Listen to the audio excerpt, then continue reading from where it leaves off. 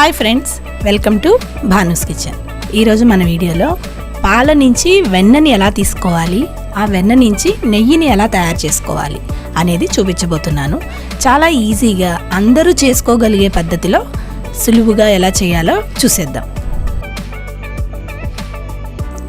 మన రోజు ఇంట్లో పాలు కాస్తాం కదండి, ఆ పాలని బాగా మరిగించి ఫ్రిడ్జ్లో పెడితే ఒక 2 గంటల తర్వాత బాగా మందంగా మీగడ కడుతుంది. దాన్ని ఒక డబ్బాలో స్టోర్ చేసుకుంటూ ఒక 1 వీక్ ఒకసారి మనం ఇలా వెన్నని తయారు చేసుకోవచ్చు. ఆ తర్వాత మిక్సీ జారు, కూలింగ్ వాటర్ ఉంటే చాలండి. ఈ వెన్న తీయటం అనేది చాలా సులువు అవుతుంది. ఇప్పుడు ఒక వారం పాటు మనం పాల మీద మీగడని స్టోర్ చేసుకుంటూ ఉన్నాం కదా, ఆ మీగడని మిక్సీ జార్లో వేసుకోండి.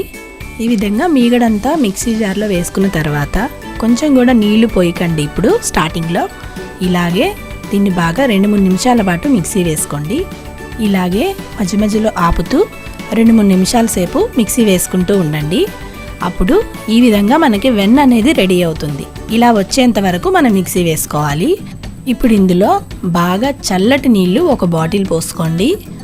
ఈ విధంగా చల్లటి నీళ్లు పోసుకోవటం వలన వెన్నపూస అనేది మనకి సపరేట్ అయిపోతుంది. చూడండి ఎంత ఈజీగా రెడీ అయిపోయిందో.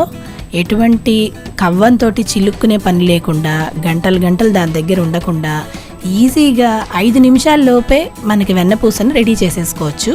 ఇలా రెడీ అయిన వెన్నపూసని కొంచెం దాంట్లోంచి పిండేసుకొని వేరొక బౌల్లోకి వేసుకోండి. చూడండి ఎంతో సులువుగా ఈజీగా చేసేసుకోవచ్చు. ఇంతవరకు నెయ్యి చెయ్యని వాళ్ళు కూడా ఈ వీడియోని చూసి చాలా ఈజీగా చేసేస్తారు.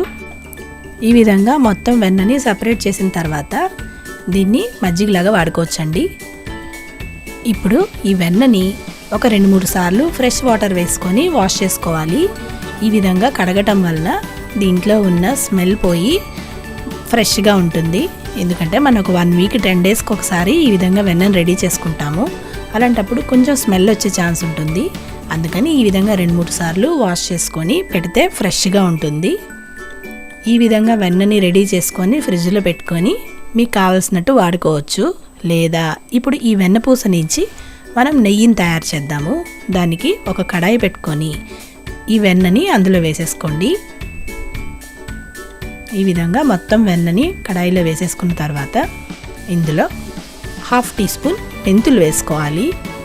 ఇలా మెంతులు వేసుకోవటం వలన నెయ్యికి మంచి వాసన వస్తుందండి. చాలా బాగుంటుంది, అసలు స్కిప్ చేయొద్దు. ఇప్పుడు దీన్ని దగ్గరుండి మధ్య మధ్యలో కలుపుతూ బాగా మరిగించాలి. ఇప్పుడు దీని నుంచి నెయ్యి రిలీజ్ అవుతూ ఉంటుంది. చూడండి ఈ స్టేజ్లో 1 లేదా 2 తమలపాకులు వేసుకోండి. ఇలా తమలపాకులు వేసుకోవటం వలన నెయ్యికి మంచి స్మెల్ వస్తుందండి. చాలా బాగుంటుంది, అసలు స్కిప్ చేయొద్దు. మనం బయట కొనే నెయ్యి కన్నా ఇంట్లో తయారు చేసుకుంటే చాలా బాగుంటుంది. చూడండి ఈ స్టేజ్లో ఈ విధంగా బబుల్స్ వస్తుంది. ఈ స్టేజ్లో మనం స్టవ్ ఆఫ్ చేసేసుకొని చల్లార్చుకోవాలి. మరీ ఎక్కువ మరిగిస్తే మళ్ళీ నెయ్యి కలర్ మారిపోతుంది.